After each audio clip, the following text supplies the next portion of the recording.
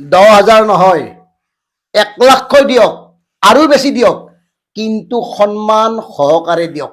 এনেদৰে নহয়। ইয়াৰ পক্ষপাতি আমি আগতেও নাছিলোঁ, অনাগত সময়ত নাথাকোঁ। নিজে মন কৰক, যদি উদ্যমিতা আঁচনিৰ চেক নিবলৈ, টকা নিবলৈ আহি যদি মৰিবলগীয়া হয়, মানে কিমান হেঁচাৰ সন্মুখীন হৈ এনেকে তেওঁলোকে মিটিঙলৈ আহিবলগীয়া হৈছে। কথাবোৰ ভাবক। এইকাৰণে কৈছোঁ, আমাৰ আই মাতৃসকলক এনেকে অপমান কৰাৰ অধিকাৰ কাৰোৱে নাই। আই মাতৃসকলক প্ৰাপ্য সন্মান সহকাৰে প্ৰদান কৰক, তাত আমাৰ দ্বিমত নাই। কিন্তু যি হৈ আছে উদ্যমিতা আঁচনিৰ চেক প্ৰদানৰ নামত, মিটিঙৰ নামত তেওঁলোকক যি ধৰণে ব্যৱহাৰ কৰি অহা হৈছে, তাৰ আমি বিৰোধিতা কৰি আছো। আৰু এই বিৰোধিতা প্ৰতিগৰাকী সন্তানে কৰা উচিত, প্ৰতিগৰাকী স্বামীয়ে কৰা উচিত, আৰু প্ৰতিগৰাকী অভিভাৱকে কৰা উচিত। এইকাৰণে কৈছো, অসমীয়া সমাজত আই মাতৃৰ সন্মান কি, তেওঁলোকক আমি কি দৃষ্টিৰে চাওঁ, আৰু আজি সেই দৃষ্টি ক'ৰ পৰা ক'লৈ কেনেকৈ সলনি হৈছে নিজে ভাবক। আৰু সেইকাৰণে কৈছো, এই কথাবোৰ ভাৰতীয় জনতা পাৰ্টীৰ সদস্যসকলে ভাবক। আপোনালোকৰ আই মাতৃক এনেকে যধে মধে এৰি দিয়াটো আপোনালোকে বিচাৰেনে? কিমান মানে বাধ্যত পৰি তেওঁলোকে এনেকে আহিবলগীয়া হৈছে। কেইদিনমান আগতে কি হ'ল, চামতাত এনেকে উদ্যমিতা আঁচনিৰ মানে চেক নিবলৈ আহি এগৰাকী মৰিল। কেইদিনমান আগতে কি হ'ল, অচেতন হৈ পৰিল। বিভিন্ন সমস্যাৰ মুখামুখি হৈ প্ৰতিদিনে শতাধিক মহিলা বিভিন্ন ধৰণে আহত হয় বা ক্ষতি হয়। আৰু তাৰ পিছতো কিন্তু উদ্যমিতা আঁচনিৰ চেকসমূহ কেৱল মিটিং পাতিহে দিয়ে। কিয় একাউণ্ট যোগে দিব নোৱাৰে? ডিজিটেল যুগত কিয় এই টকাবোৰ তেওঁলোকৰ বেংকত জমা দিব নোৱাৰে, একাউণ্টত জমা দিব নোৱাৰে? আৰু এই যে ভাৰতীয় জনতা পাৰ্টীয়ে মহিলাসকলক ব্যৱহাৰ কৰি আহিছে, ইয়াৰ বিৰুদ্ধে মাত মাতক।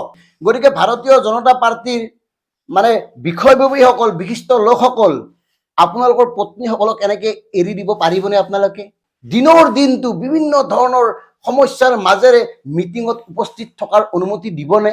যদি আপোনাৰ পত্নীক নিদিয়ে, যদি আপোনাৰ ভগ্নীক নিদিয়ে, তেতিয়াহ'লে কিয় এই ধৰণৰ কাৰবাৰ কৰি থকা হৈছে সাধাৰণ মানুহখিনিৰ লগত? কিয়? আৰু ইয়াৰ বিৰুদ্ধে আপোনালোকেও মাত মাতক।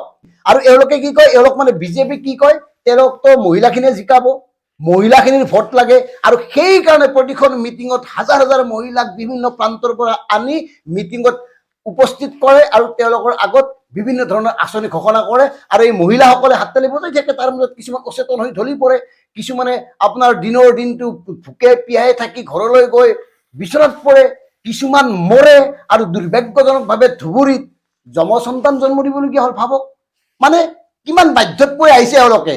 এনেকুৱা হৈছে যে যদি মিটিঙত নোযোৱা তেতিয়ালৈকে তোমালোকে এই টকা নোপোৱা।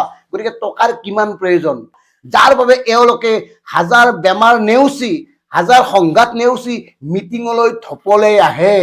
আৰু মন কৰক, এই উদ্যমিতা আঁচনিৰ চেক প্ৰদানৰ নামত অকল এই মহিলাসকলে নহয়, বিভিন্ন ক্ষেত্ৰৰ লোকসকলৰ নগুৰ নাগতি হয়। হস্পিটালেই কওক, জিলা প্ৰশাসনেই কওক, বা বিভিন্ন চৰকাৰী কৰ্মচাৰীয়ে হওক, প্ৰত্যেকৰে সমানেই একে দশা। প্ৰত্যেকেই নানা সমস্যাৰ সন্মুখীন হ'বলগীয়া হয়। ডক্টৰসমূহ তাত থাকে, এম্বুলেন্স থাকে। ধৰি ললো জিলাখনৰ এঠাইত মিটিং হৈছে, তাত জিলাৰ বিভিন্ন প্ৰান্তৰ পৰা এম্বুলেন্স লৈ অহা হৈছে, ডক্টৰ লৈ অহা হৈছে, চিকিৎসা কৰ্মী লৈ অহা হৈছে। সেইখিনি সময়ত যদি য'ৰ পৰা এম্বুলেন্সখন আনিছিল, য'ৰ পৰা চিকিৎসকজন আহিছিল, সেই ঠাইখিনিত যদি কিবা অঘটন ঘটে, কেনেকে চিকিৎসা পাব? গতিকে এই কথাবোৰ মন কৰক। জিলা প্ৰশাসন ৰাতিপুৱাৰ পৰা গধূলিলৈকে ব্যস্ত হৈ থাকিব লাগে।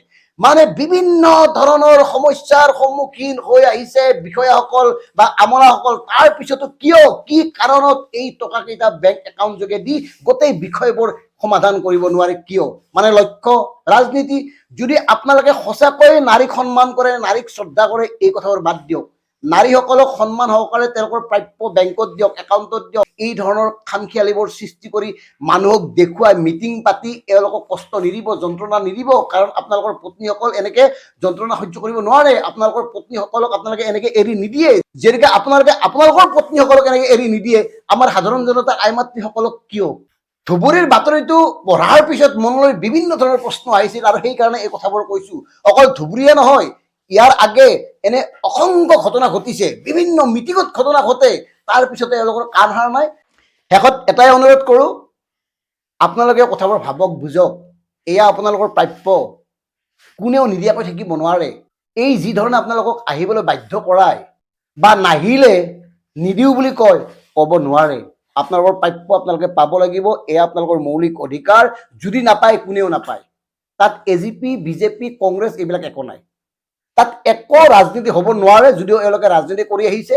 এয়া মৌলিক অধিকাৰ, আৰু এই অধিকাৰক লৈ ৰাজনীতি যিহেতুকে এওঁলোকে কৰি আছে, আপোনালোক সজাগ হ'ব লাগিব, সচেতন হ'ব লাগিব, আৰু ইয়াৰ বিৰুদ্ধে জনমত গঠন কৰিব লাগিব।